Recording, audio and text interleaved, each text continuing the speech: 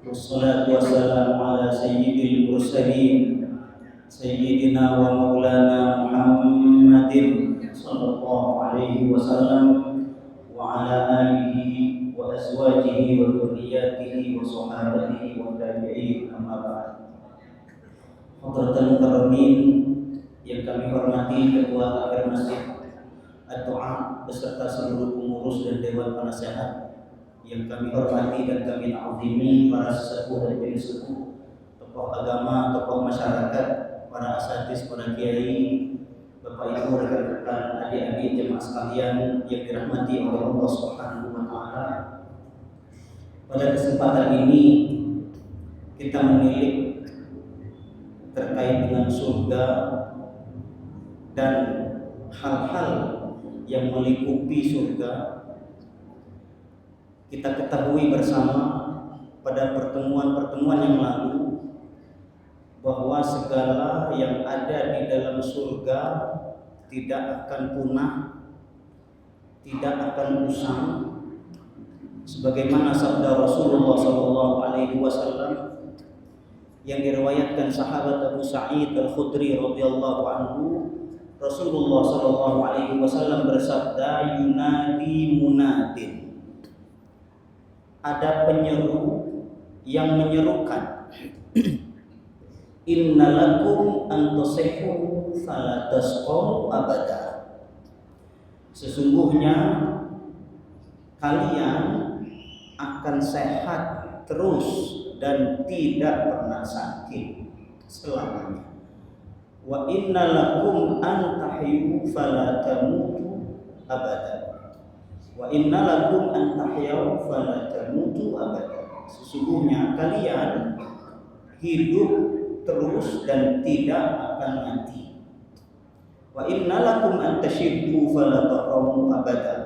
Dan sesungguhnya kalian akan muda terus, tidak akan pernah tua. Ini di surga. Tidak akan pernah tua. Kalau di dunia ya mungkin lah ya, beruban rambutnya.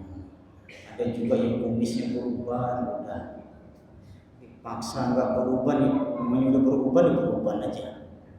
Jenggotnya beruban, ya kan? Nanti di surga nggak ada yang beruban, semuanya jos. Wa innalakum an tan'amu fala ta'asu abada. Dan sesungguhnya kalian nanti akan diisi dengan kenikmatan terus. Isinya kenikmatan. Fala ta'asu abada. Tidak akan pernah pusing, tidak akan pernah stres, tidak akan pernah susah sedikit pun di surga. Kalau yang di dunia yang sudah susah, ini banyak berdoa. Mudah-mudahan di akhirat tidak susah. Cukup di dunia saja susah. Karena memang perjuangan itulah yang difirmankan oleh Allah Subhanahu wa taala, wa nudu antilkumul jannatu uristumuha bima kuntum ta'malun. Wa nudu, mereka dipanggil, calon-calon penghuni surga itu dipanggil, diseru, antilkumul jannah, itulah surga, uristumuha, yang diwariskan kepada kalian, diwariskan kepada kalian. Bahasa warisan ini kan tidak bisa diganggu-gugat, tidak bisa diganggu-gugat. Artinya sudah menjadi milik dia seterusnya. Bima kuntum ta'malun, disebabkan oleh apa yang kalian lakukan di dunia, amal-amal kalian di dunia. Kalau amal-amalnya bagus, maka akan diwariskan surga. Di surga ini, bagus nih bahasanya di Al-Quran ini, diwariskan kepada kalian. Di surga ini diwariskan kepada kalian. Jadi bukan bisnis. Bukan bisnis. Ini ibadah, sholat, puasa, haji, zakat. Sudah ditunaikan, ya Allah, mana janjimu? Katanya kalau udah sholat surga dapatnya, mana janjimu? Ini tidak sopan, suul adab namanya. Karena dia bukan jual beli, jadi kepemilikannya bukan dihasilkan dari jual beli, tapi kepemilikannya dihasilkan dari warisan. Seolah surga itu aku berikan kepada Anda bukan karena ibadah yang Anda lakukan itu semata, tapi itu adalah kasih sayang aku berikan kepada Anda tanpa Anda usaha apapun untuk menggapai itu. Tapi Ustaz, di ayat ini kok dikatakan bima kuntum ta'malun, disebabkan amal yang kalian lakukan. Berarti kan ada sumbangsih amal untuk dapat surga. Ini dijelaskan oleh hadis Nabi sallallahu alaihi wasallam, lan yudkhila ahadakum al-jannata amaluh. Amal-amal kalian tidak bisa memasukkan kalian ke surga. Sahabat bertanya, wala anta ya Rasulullah, engkau juga demikian wahai Rasul, amalku tidak bisa memasukkan engkau ke surga. Rasul menjawab, na'am, iya, amalku juga tidak mampu memasukkan aku ke surga. Nah terus apa yang memasukkan engkau ke surga dan kita semua ke surga?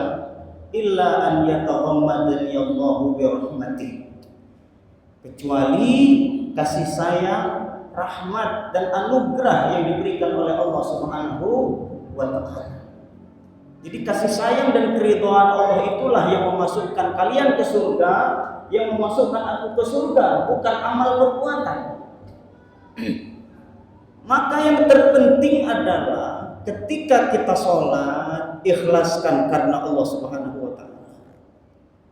Ketika kita puasa, ikhlaskan karena Allah Subhanahu wa taala. Jadi bukan sholat itu karena ada calon mertua lagi jalan gitu, oh ini di kampungnya si fulanah nih, oh itu ada calon saya di situ, mampir ke masjid, bapaknya ketua masjid. Barangkali ada bapaknya kan melihat saya sholat kan jadi soleh pandangan bapaknya gitu. Sholat kenapa? Karena pengen dilihat calon mertua dan dinilai soleh oleh calon mertua, bukan karena Allah Subhanahu. Usuh depan calon mertua sholat, oh takbirnya aja Allah, pulang lagi Allah, di belakang mertua cepet kilat kayak nilep baju. Ini yang penting. Jadi bukan sekedar amal yang dilakukan, tapi amal yang diisi dengan keikhlasan kepada Allah Subhanahu wa taala. Bantu orang, niatnya ikhlas kepada Allah Subhanahu wa taala, bukan karena tujuan apapun. Jadi ikhlas karena Allah Subhanahu wa taala. Ustaz, kalau di posting gimana Ustaz? Di Facebook, di YouTube dan lain sebagainya. Yang perlu betul-betul masuk ke dalam hati adalah membantu ikhlas karena Allah Subhanahu wa taala. Ketika tujuan berikutnya adalah memotivasi saudara kita untuk gemar bersedekah, maka ini baik dan sangat baik, Pak. Sangat baik untuk diupload atau dibagikan ke yang lain dalam rangka memotivasi yang lain juga untuk membantu dan bersedekah. Sebagaimana yang tertera di dalam Al-Quran dan hadis-hadis Nabi, bahwa sedekah itu bisa terang-terangan, bisa sembunyi-sembunyi. Boleh, tidak ada masalah. Membantu orang terang-terangan tidak ada masalah. Tetapi yang bermasalah adalah ketika lupa kepada Allah Subhanahu wa taala dan ingin dilihat oleh orang, dia orang dermawan. Tidak ada motivasi yang lain, senang gitu.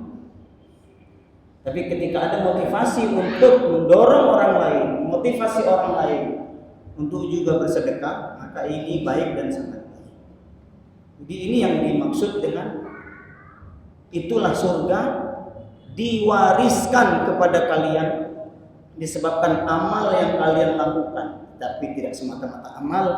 Diperjelas oleh hadis Nabi yang tadi, amal yang diliputi dengan keikhlasan kepada Allah Subhanahu wa taala.